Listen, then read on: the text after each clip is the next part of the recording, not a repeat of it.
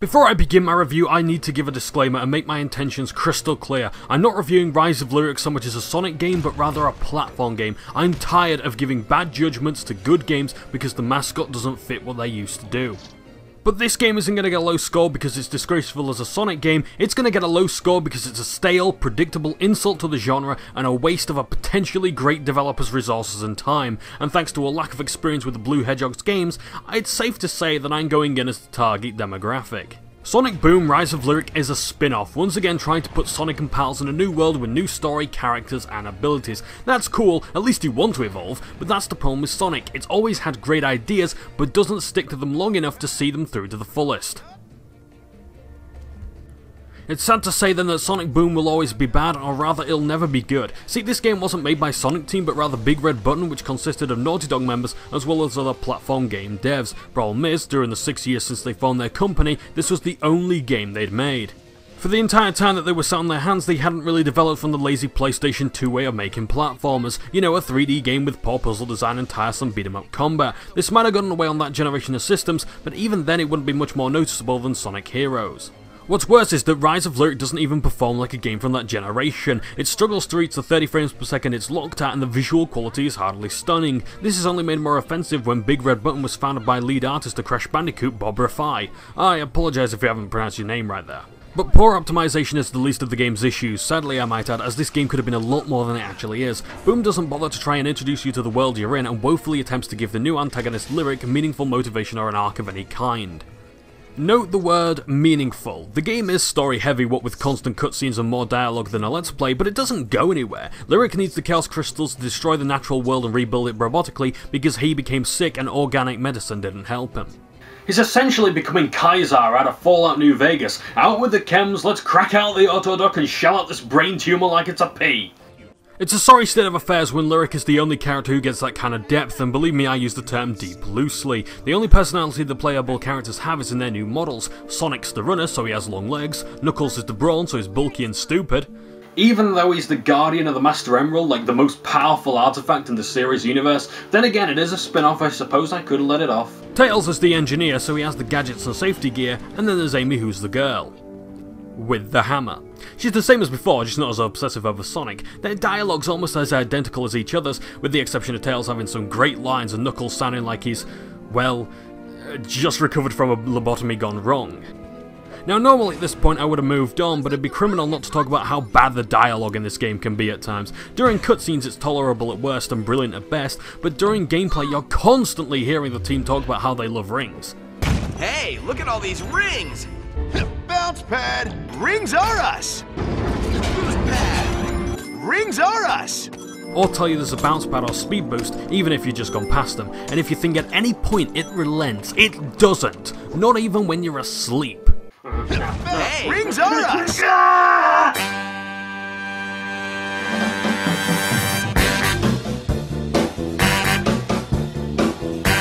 When the game has such great sound design, which we'll get round to soon enough, it's unfortunate to have to turn off the volume entirely because of so many interruptions. Why there's no option to turn off the voices, I'll never know, but it needs to be patched in immediately.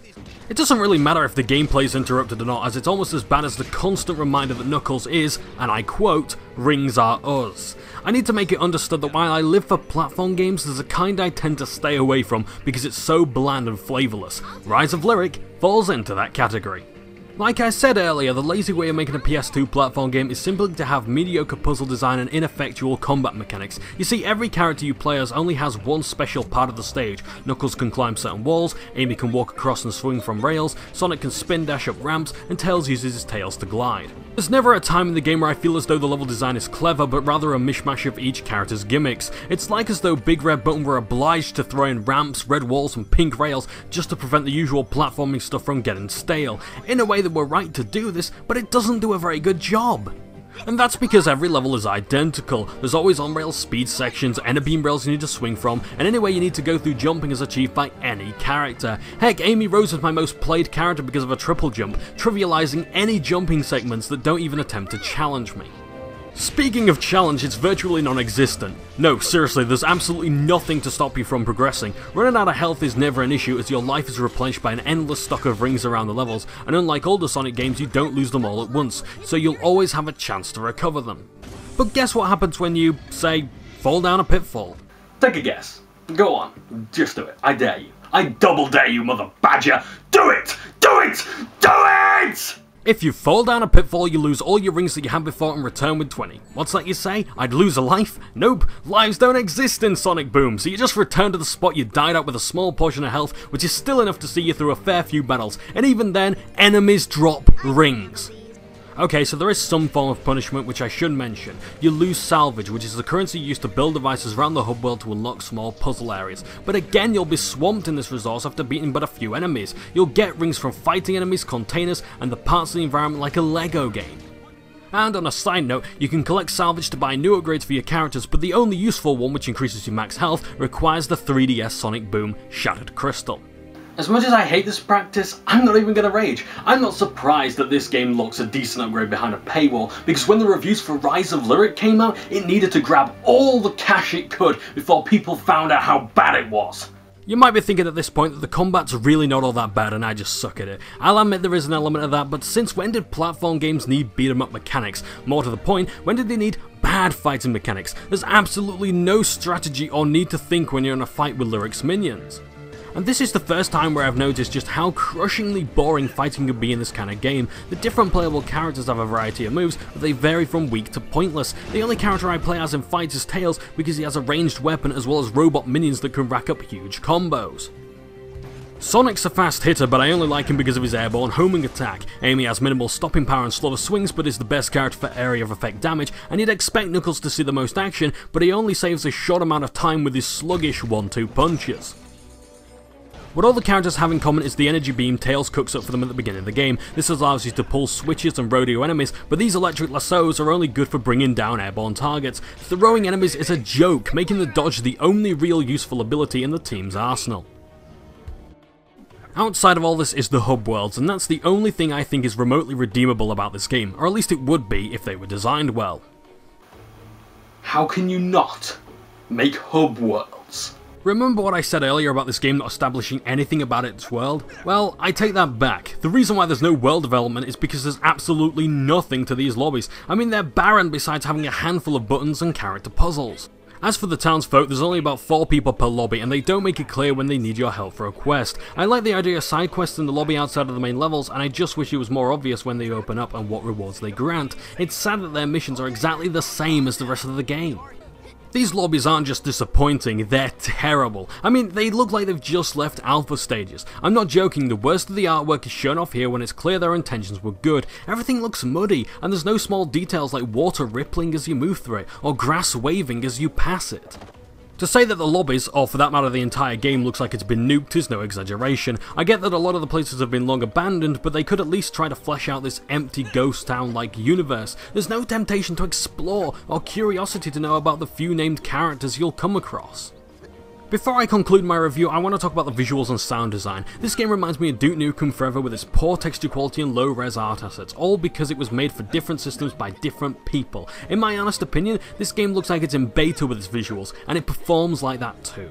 It's not all bad though, I think the animation is fantastic, or at least in the cutscenes. It doesn't make me want to watch the show or try Shattered Crystal on 3DS, but it's commendable nonetheless. On top of that, the game has great voice acting, and if it weren't for the constant barrage of mundane dialogue, I'd love the voices more. My favourite lines and voiceovers are from Dr. Robotnik and Tails, but it's just a shame that they didn't lend their vocals to other, better games. Maybe we'll see in the future. I'll keep an ear out. Sonic! You know what's better than an ambush? An ambush with ice cream? That sounds delicious. But no! The post-ambush ambush! As a huge fan of video game music, I'm always listening out for memorable tracks. While few of them stuck in my head long after playing the game, there were some great ones that made the game less painful to sit through. Sadly, nearly all the tracks were too short, and the looping was way too easy to notice. Finally, and this is something I rarely mention, is the sound effects. The smashing of robots, the destruction of the environment, and other general ambient noises were really nice to listen to. I reckon most of the budget went into the sound design, and it's easily the best and most original stuff Rise of Lyric has to offer. Great work, guys! So after playing through this digital buzzsaw to the nads, it's time to go through this game one more time and give my final thoughts. Sonic Boom Rise of Lyric wasn't as bad as I made it out to be, but it sure is agonizing to sit through nonetheless. The worst thing about this game is not that it's a horrendous Sonic game, but that everything it does should work in its own right. It's sad to say then that this is a cobbled together rush job that doesn't have a shred of originality. Despite having almost nothing to do with Sonic and relies solely on the brand name to sustain its players, this game encapsulates perfectly what's wrong with Sonic. Developers are forgetting what made him great, and so they just add familiar elements like spin dashing and speed, rather than making a fist-fantastic game based around those elements. I have to ask who this game was made to appeal to. Certainly not Sonic fans who respect the IP and honest to themselves about Sega's design choices. Luckily for you guys, I have the public relations manager of Sega with me, so they'll be able to tell me exactly who this game is aimed for and how their intended audience reacted to the game. So tell me, and the lovely viewers at home, who came into Big Red Button Studio to try out the game? Was it just children or was it a mix of all ages? And how many Sonic fans were there? And was there much difference in the preference of the games?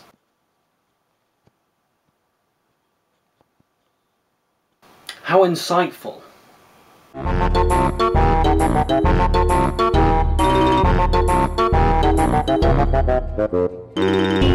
Although this game is for kids, they deserve better than what Rise of Lyric has to offer, and that's no excuse for the bugs and glitches I failed to mention earlier. Oh, don't think this game got away with it. There are game-breaking bugs that can destroy your experience, and exploits that trivialize any puzzle. It's a good job I didn't come across many in my experiences, though.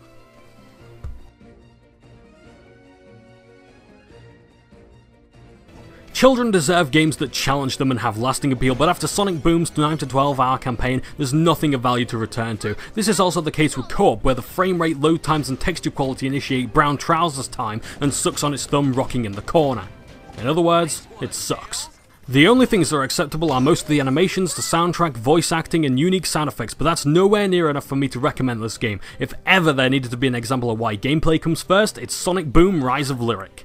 But let's for the sake of argument say that you like PS2 platformers. Is this still worth getting? Absolutely not! Try games like Scalar, Ratchet & Clank, Jak and Daxter, Sly Cooper and Ty the Tasmanian Tiger instead, as they have far better combat, longer lifespans and far greater platforming. Heck, even try Sonic Heroes. Just don't get this under any circumstances. It's a shame that this was the first Sonic game that I played on the Wii U, as I know that the mascot can do far greater than this, and I just hope that Lost World and Solid Colors can do a better job of giving me best first impressions. Until the next time, I'm Johnbonne, your number 2 source for #1 games. I'll be seeing you guys later.